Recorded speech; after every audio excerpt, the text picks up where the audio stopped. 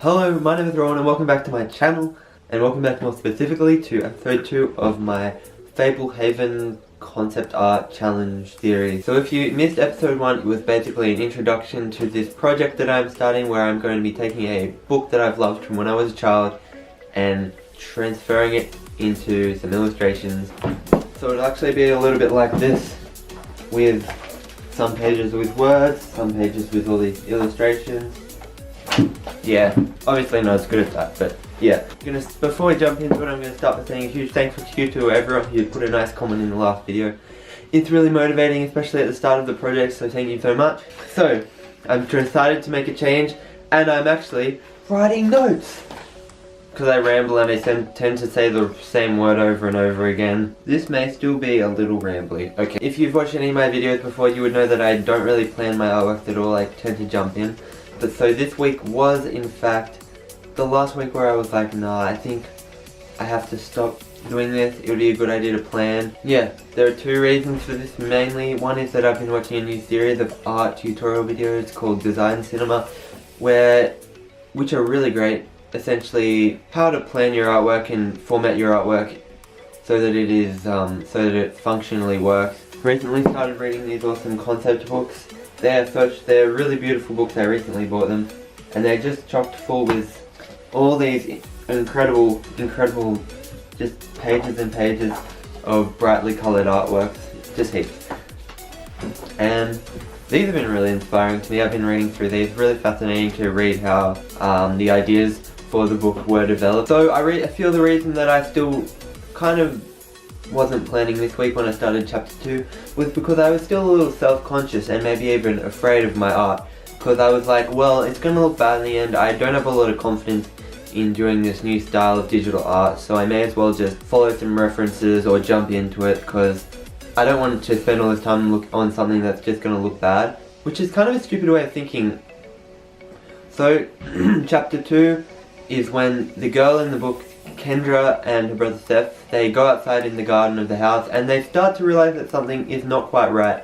They're seeing the butterflies and moths and birds that live around the garden, which is this beautiful garden, are starting to act a little bit weird. They tend to hang around the mirrors a lot and they drink milk. Something's not right. There's a lot of butterflies, which I've never drawn.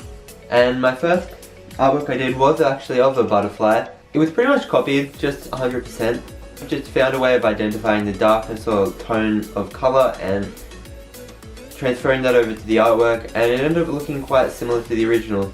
I started off with a line drawing, and yeah, this was one of the ones that kind of helped me build my confidence, because I was like, well, I've never drawn a butterfly before, but I did it. I also did this drawing of a key. I wasn't overly happy with it. It was only a short one, because really I approached all these ideas and I was quite afraid, because a lot of them are quite complicated. Like, she's searching around the attic for clues, and that's quite a complex process for someone who isn't particularly confident in drawing characters, so I just drew this. Thinking about this so much, how do I convey the emotions and actions that happen in the chapter of them discovering all these beautiful butterflies are acting strangely, and they're like, what's going on? I'm gonna be honest with you, I know I did not capture that with my next two artworks at all.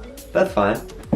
Or maybe a little bit with this first one. I just started with an outline sort of a hand mirror, because the butterflies are swimming to the mirror. One of my main critiques with this artwork that the butterflies weren't quite rendered to a very high quality. They didn't look that realistic, but the artwork itself was smaller, and I was happy how I could work out how to copy, paste them, and create kind of a reflection. So, my big artwork. The artwork itself, I wasn't too happy with. For one thing, I completely copied the composition of my last artwork with the tree. Yeah, I just think the composition lacked quite a bit of interest.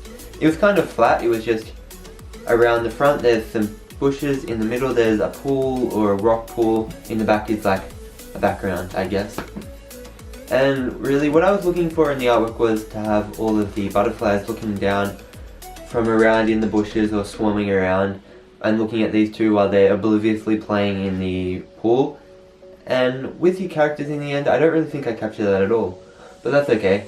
One thing that I have over all four of these artworks, which I think has been quite good, is that to start with, when I was watching heaps of art tutorials about digital art, I was seeing all these crazy brush strokes and I was thinking to myself, wow, if I had really cool digital brushes like they're using, my artwork will be better, because I've seen them using these brushes and making crazy textures of rock, foliage, grass, and I didn't know how to do that. But since I have been experimenting with all of the brushes in Sketchbook, I've been finding different ways of just utilizing the different brushes for different things like foliage. I've discovered that to create a tree, all you need is kind of a rough shape and then a mid-tone and a dark tone, and then you have a basic tree looking thing, which is cool.